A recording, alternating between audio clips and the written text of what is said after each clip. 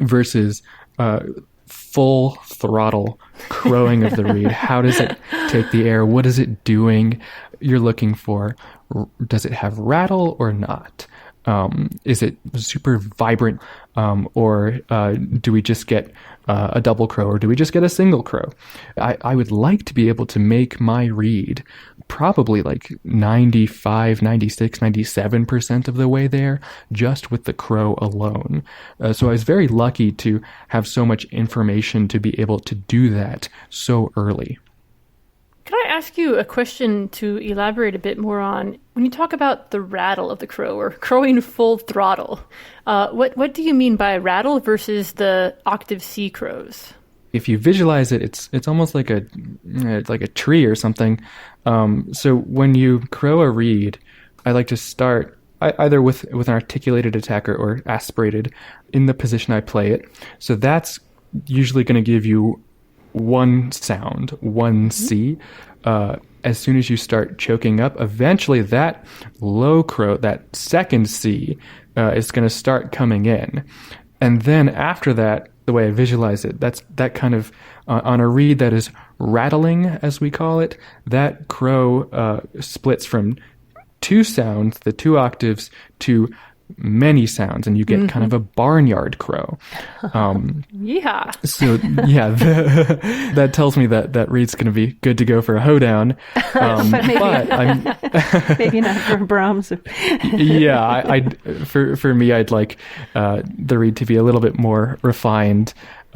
So using methods of clipping and refining by kind of finishing the sides and corners of the tip to bring that from kind of past the point where you get the octave Cs back to that kind of point where it's stable, but it's still vibrant. So in our quest from barnyard to elegance, can you tell us about your setup? What gouge you use, your current shaper tip, and tying length recommendation? Yeah, I already told you about the rigotti that I use, and you know, I'll also use some Pisoni I've had good luck with, even some Danzi. Getting to the gouger, I use one of John Ferrillo's Harvard double reed machines. I have two. One I use, so whichever one has the fresher blade on it, that's the one I finish on, and the other one I will take kind of like 10 to 16 swipes off to pre-gouge.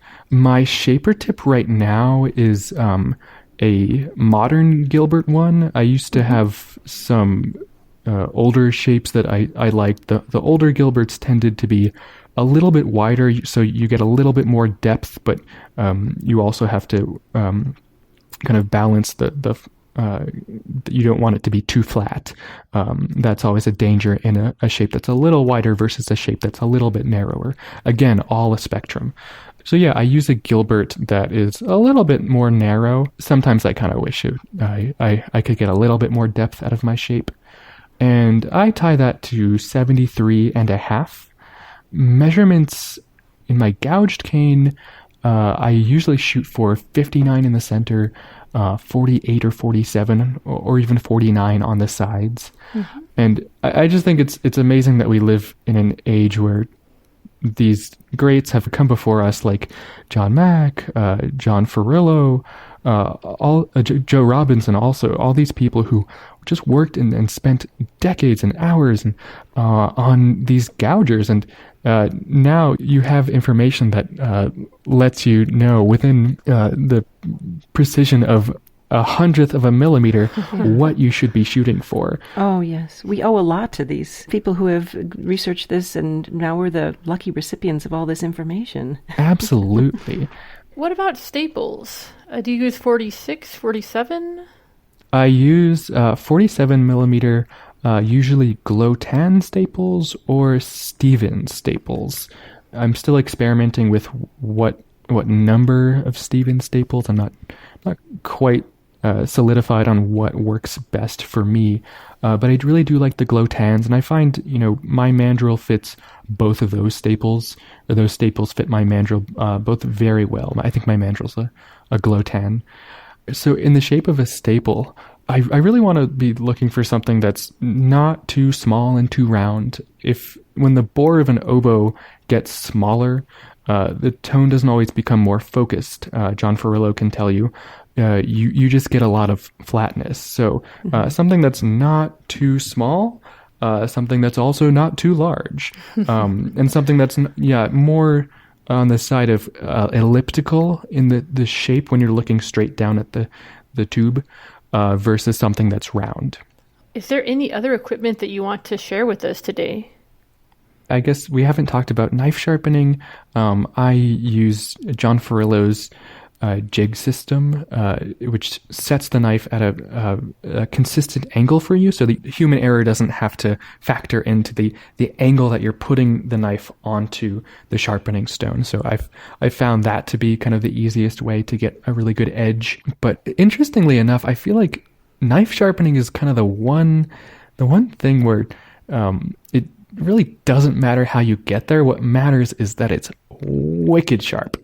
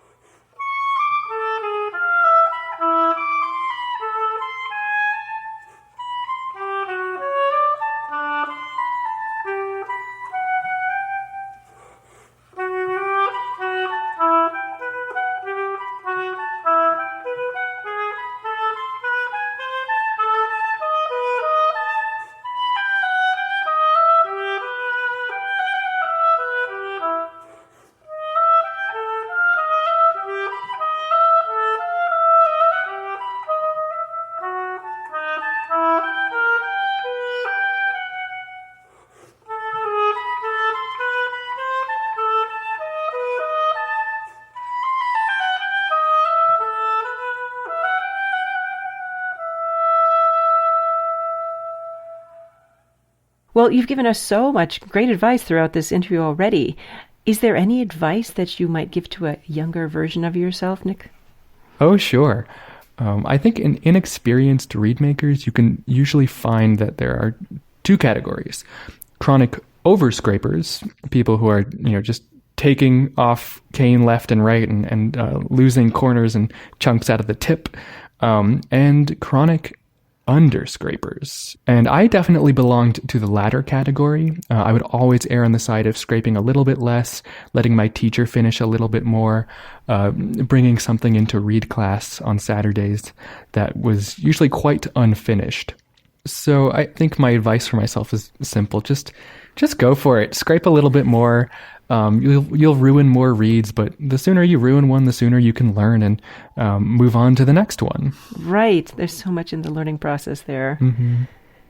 Do you have any wisdom to share regarding keeping a healthy balance between practicing and reed making and life outside the reed disc? That I don't have advice for, but I have a lot of advice for striking a happy, healthy balance between practicing and reed making. I think I've always actually been really intentional about this. I've always tried to skew the balance slightly or even heavily in favor of practicing versus reed making. That to me just kind of seems like better common sense to just spend more time with the instrument and a little bit less time just scraping and scraping and scraping.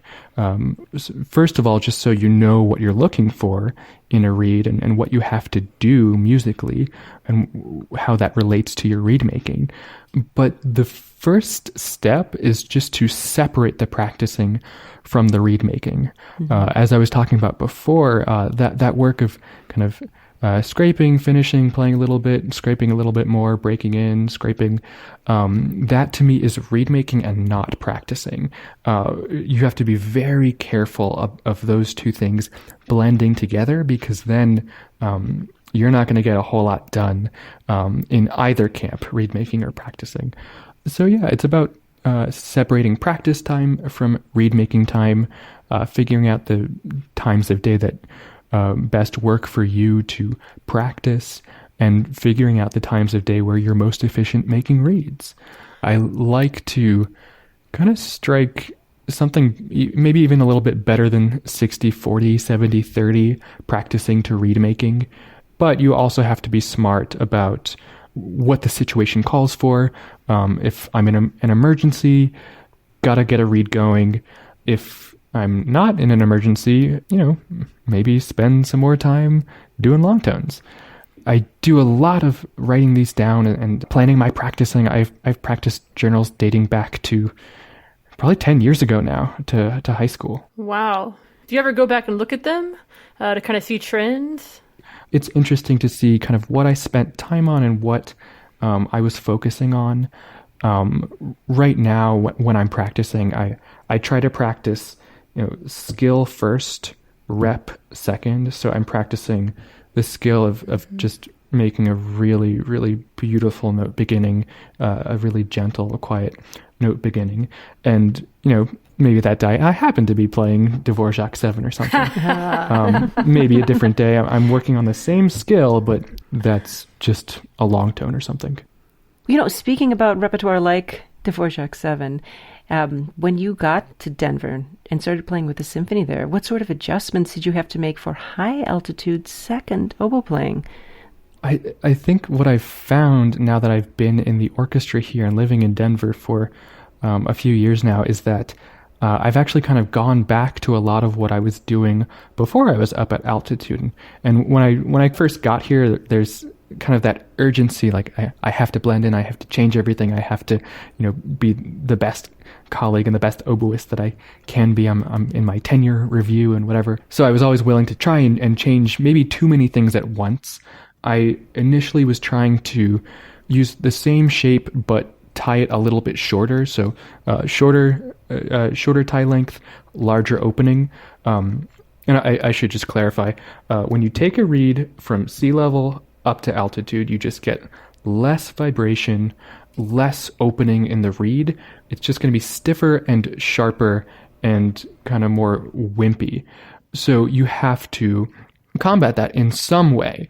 So I was trying to combat it when I first got here in just too many ways at once. Changing the tie length was maybe not the right thing for that shape. I found that sometimes it would work and sometimes I would get a little bit more leaking. So it just wasn't a good fit for that shape. I think what really is the difference between an altitude reed and a sea level reed is the diameter of tube cane. I think that's really the place to make the change. Smaller cane, larger opening, larger cane, smaller opening. So I will now buy 9.5 to 10 millimeter diameter cane, which is really great because it's in much lower demand. So you can usually get what you want. And if you find some good stuff, you can order it again. And I'll find that, if you turn that piece, you can find a part of that tube of cane that will work at sea level, and vice versa. Sometimes you get small tubes in a 10.5 to 11 or 10 to 10.5 bag. Right. So I think that's really the key to making reeds that work at altitude, is to remember that it's not a different ball game entirely. You just have to change a part of the process to account for that stiffness and sharpness and closedness in the openings. So remember that you're going for the same standards that you would like to achieve at sea level, but I really think it's the cane diameter and even the cane quality. I find that I like cane that's a little bit harder at altitude, whereas I can make something that's a little bit softer work at sea level. I remember when I played with you there in the Colorado Symphony that you hopped up to first chair for the percussion concerto, which was on the first half of the concert, and then back to second for Ein Heldenleben by Strauss. I'm curious to know, did you use the same reed for the whole concert? Yeah, I do have a fair amount of musical chairs here, which is great. It's so good for my reed making because honestly, I think it's it's hard to play second oboe because, well, first of all, you need a reed, obviously, that can really